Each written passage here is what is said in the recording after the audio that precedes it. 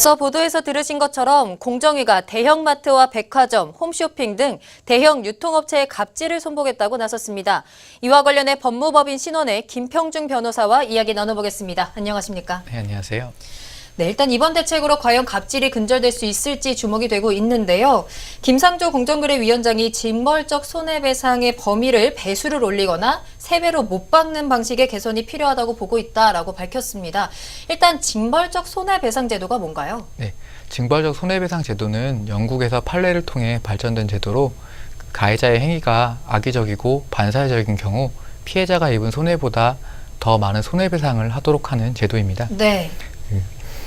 징벌적 손해배상 제도의 목적은 가해자를 처벌하고 가해자나 다른 사람들이 이와 유사한 행위를 하는 것을 억제하는 것으로 피해자에 대한 피해 보상보다는 가해자에 대한 처벌이나 제재를 주목적으로 하는 형벌적 성질을 가진 제도입니다.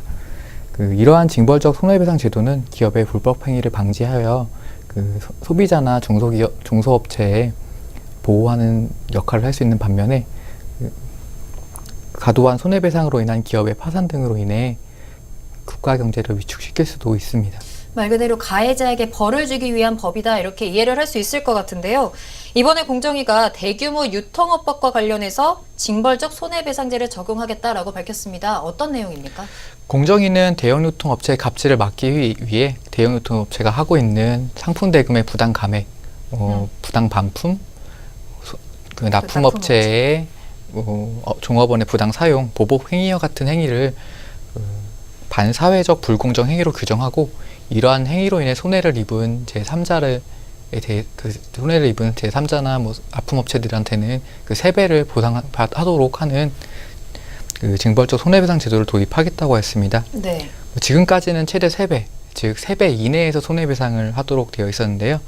이번에는 3배로 못을 아예 박아버린 거죠. 네, 그렇다면 그동안 징벌적 배상제가 도입된 사례가 있었습니까? 네, 사실 이미 국내에는 징벌적 손해배상 제도가 도입돼서 시행되고 있었습니다. 네. 2011년 하도급법을 시작으로 개인정보보호법, 제조물책임법, 가맹사업법 등 총 9개 법률에 징벌적 손해배상 제도가 제도화되어 있습니다. 2011년부터 제도가 됐으면 벌써 6년이 지난 일인데요. 네. 그동안 제대로 시행이 됐습니까? 네, 국내에 징벌적 손해배상이 도입된 지 벌써 한 6년 가까이 됐는데요. 네. 그런데 그동안 징벌적 손해배상이 실제로 적용된 예는 사실 단 2건에 불과합니다. 5년 동안 단 2건이요? 예, 그렇습니다. 네. 2015년 수급사업자가 CJ 대한통운을 상대로 부당한 위탁 취소와 관련해 징벌적 손해배상을 청구한 건과 파견근로자 8인이 반도체 업체를 상대로 정규직과 상여급 차별 문제에 대한 징벌적 손해배상을 청구한 건 이렇게 2건밖에 없었습니다. 네. 그런데 이마저도 수급사업자가 CJ 대한통운을 상대로 청구했던 징벌적 손해배상의 경우에는 1심에서 수급사업자가 패소하기도 했습니다. 이에 시민단체와 학계에서는 지금 현재 시행되고 있는 징벌적 손해배상 제도가 과연 실효성이 있는 것인가에 대해 의문을 제기하여 왔습니다.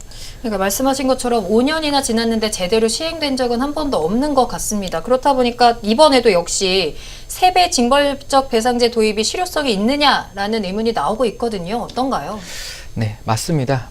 국내에 도입된 징벌적 손해배상 제도는 손해배상의 한도를 최대 3배로 규정하고 있습니다. 시민단체와 학계에서는 배상 한도를 3배로 규정한 것이 명확한 근거가 없을 뿐더러 배상 금액 자체가 낮다 보니까 피해자가 징벌적 손해배상을 적극적으로 이용케 하는 요인책이 부족해 제도의 실효성이 떨어진다라고 평가해 왔습니다. 통상 납품업자나 수급업자가 대형 유통업체나 원사업자를 상대로 징벌적 손해배상을 청구하려면 계약의 취소나 또는 계약 관계 단절을 각오하고 싸워야 합니다. 그렇죠. 네. 즉 납품업자나 수급사업자는 자신들의 밥줄을 포기하면서 대형 유통업체나 원사업자를 상대로 싸워야 하는 것이죠. 최근 공정위에서 대규모 유통업법에 도입하겠다고 한 반사회적 불공정 행위로 인해 입은 손해의 3배를 배상하도록 하는 징벌적 손해배상 제도는 기존에 도입된 징벌적 손해배상 제도보다는 분명 강력한 규제입니다. 그런데 이 제도 역시 손해의 3배만을 청구할 수 있도록 하고 있는데요. 이에 납품업체나 수급업자가 자신들의 밥줄을 포기하면서 징벌적 손해배상을 청구할 수 있을지는 사실은 의문입니다.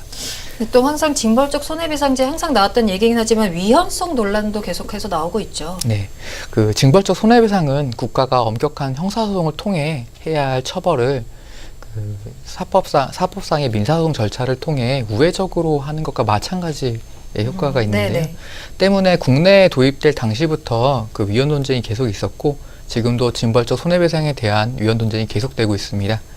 그 향후 공정위가 입안할 그 대규모 유통업법의 개정안의 내용을 살펴봐야겠지만 반사회적 불공정 행위의 경위 태양 등을 고려하지 않은 채 공정위가 규정한 반사회적 공정행위에 해당하기만 하면 예의 없이 손해의 3배를 청구하게 할 경우에 배상하게 할 경우에는 헌법상 과잉금지 원칙의 위배 여부 등이 문제될 수 있습니다.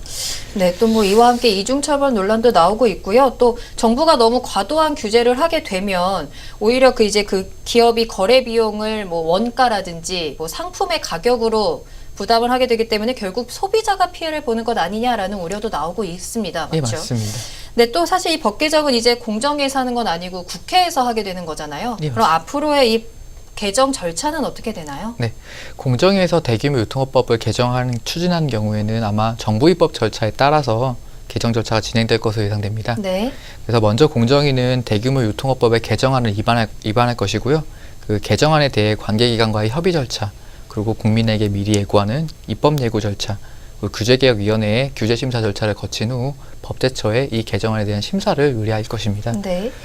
그 대규모 유통업법의 개정안은 법제처의 심사가 끝나면은 그 차관회의나 국무회의 거친 후에 대통령의 재가를 받아서 국회에 제출이 될 것이라고 예상됩니다.